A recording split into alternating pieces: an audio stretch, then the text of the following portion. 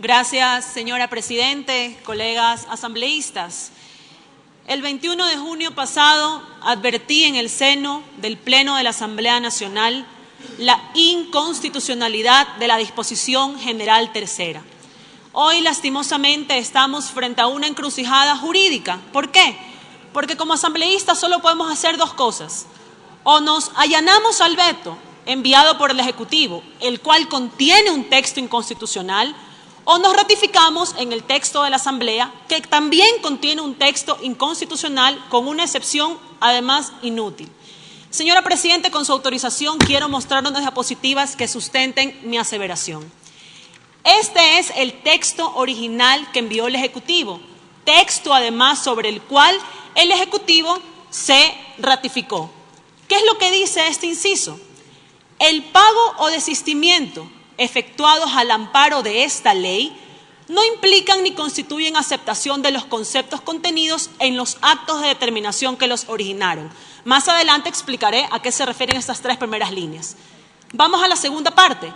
Al tratarse de un régimen de remisión excepcional de rango legal, no alterará la utilidad del ejercicio declarada por el contribuyente para los efectos de la aplicación del artículo 97 del Código de Trabajo. ¿Qué dice el artículo 97 del Código de Trabajo? Habla del derecho a las utilidades de los trabajadores. ¿Pero qué quiere decir este inciso? Para ponerlo en lenguaje sencillo.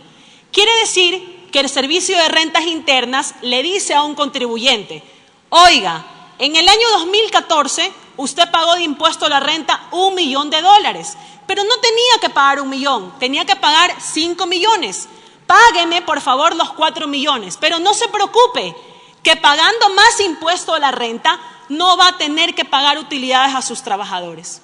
Otro ejemplo concreto, a los trabajadores de comunicación que están cumpliendo el deber de cubrir este evento, a los camarógrafos, a los periodistas. Si el empleador de ustedes se acoge a esta remisión y pagan más impuesto a la renta de años anteriores, ¿saben cuánto les va a tocar de utilidad? A ustedes, trabajadores de la comunicación, les va a tocar 0.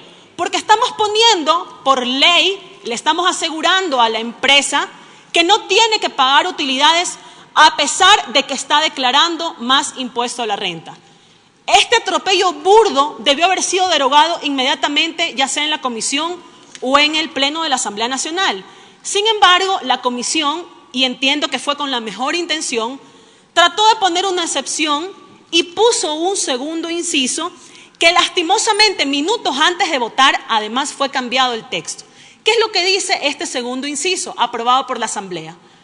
Lo dispuesto en el inciso anterior no podrá ser aplicado respecto de los casos en los que existan sentencias firmes y ejecutoriadas en el ámbito laboral, lo cual obligará al recálculo de las utilidades correspondientes a las y los trabajadores conforme lo dispuesto en las respectivas sentencias.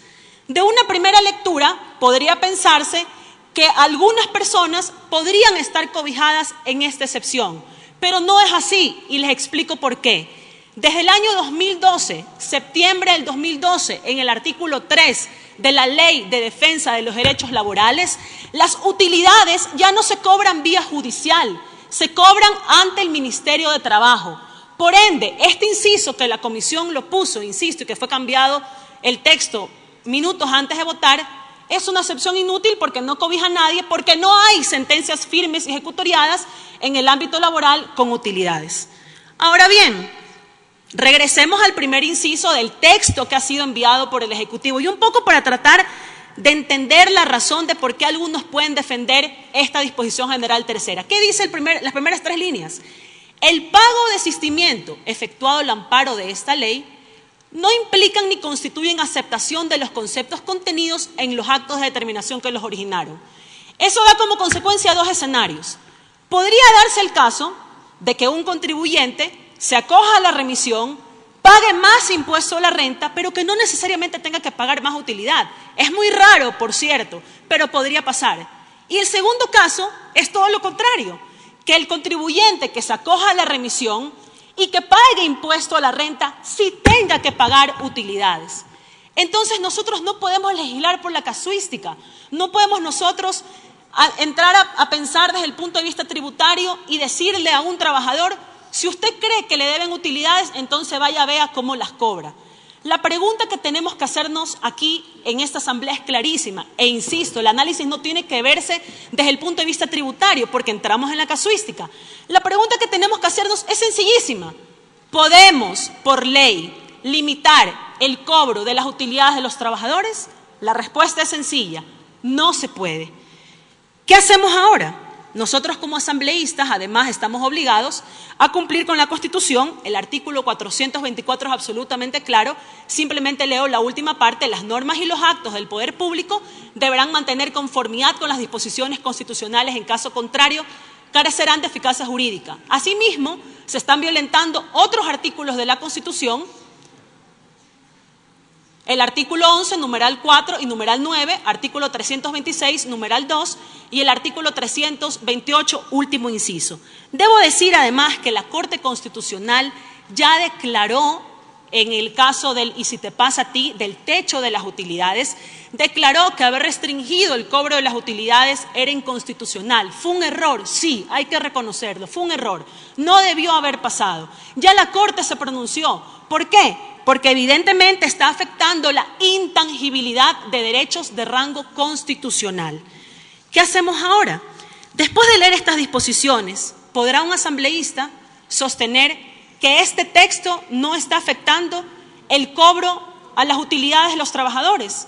¿Alguien puede decir lo contrario? ¡Qué paradoja! Créanme, por un lado se quiere atraer la inversión, se quiere mejorar la seguridad jurídica, pero se está creando un precedente nefasto. Existe el contribuyente responsable que paga sus impuestos y que además paga las utilidades a sus trabajadores. Y por otro lado, existe el contribuyente que se va a la vía judicial. ¿Para qué? Para burlar a la administración tributaria, que no paga impuestos, se le van a perdonar multas e intereses y además las utilidades. Le pido al ponente, al asambleísta Albornoz, que podamos votar la disposición general tercera en un paquete separado, solo. Ojalá todos nos abstengamos. A pesar de que nos vayamos a abstener, igual va a pasar por el Ministerio de la Ley, pero no queda sobre nosotros la responsabilidad de haber avalado este texto evidentemente inconstitucional. Y acto seguido, una vez que esta ley se publique en el registro oficial, inmediatamente presentaré un proyecto reformatorio derogatorio de un solo artículo que derogue la disposición general tercera. Ojalá pueda contar con el apoyo de todos los colegas asambleístas para defender los derechos de los trabajadores. Y señora Presidenta y colegas asambleístas, lastimosamente no es el único atropello a los trabajadores. Existe también un atropello a los trabajadores, en este caso a los abogados del país. En el texto que ha enviado el Ejecutivo, en su veto en el artículo 17, ¿qué decía el texto original? Decía que se iba a reconocer los honorarios de los abogados externos contratados por el IES en los juicios coactivos iniciados antes del 2 de abril. Tenía lógica porque el 2 de abril el presidente de la República anunció el proyecto de remisión para condonar multas e intereses de los contribuyentes. Sin embargo, el veto se corrigen ellos mismos y dicen: ya no le vamos a pagar los honorarios a los abogados de los procesos coactivos, ni antes ni después del 2 de abril. Nuevamente la pregunta: ¿se puede por ley, el Estado puede perdonar honorarios de los abogados particulares que además no le paga el Estado? Esa plata la paga el deudor. ¿Se puede o no se puede? No se puede, y por dos razones sencillas. Primero, no hay trabajo gratuito. El artículo 66, numeral 17 de la Constitución es absolutamente claro. No se puede disponer por ley que un profesional no cobre por sus honorarios. En este caso, los abogados, que les dicen que les van a reconocer los gastos incurridos administrativos y el tiempo empleado y el trabajo del abogado como tal, ¿qué? Y segundo, siguen de alguna manera desvirtuando y atacando la seguridad jurídica. Sepan ustedes que los abogados externos del IES son contratados luego de un concurso y resulta porque a alguien se le ocurrió en el Ejecutivo que porque sí no les van a pagar entonces los honorarios de los juicios coactivos que, insisto, los paga el deudor y no los paga el Estado. En este punto le pido al asambleísta ponente, y ojalá tengamos los 91 votos para ratificarnos en el texto de la Asamblea y no perjudicar a los abogados externos del país. Señora Presidente, colegas asambleístas, y esto lo digo con la mayor objetividad posible. Lastimosamente, el precio que ha pagado el gobierno por la gobernabilidad es alto. Ponerse de rodillas ante los grupos de poder y darle la espalda a los trabajadores. Muchas gracias. Gracias. Tiene la palabra el asambleísta.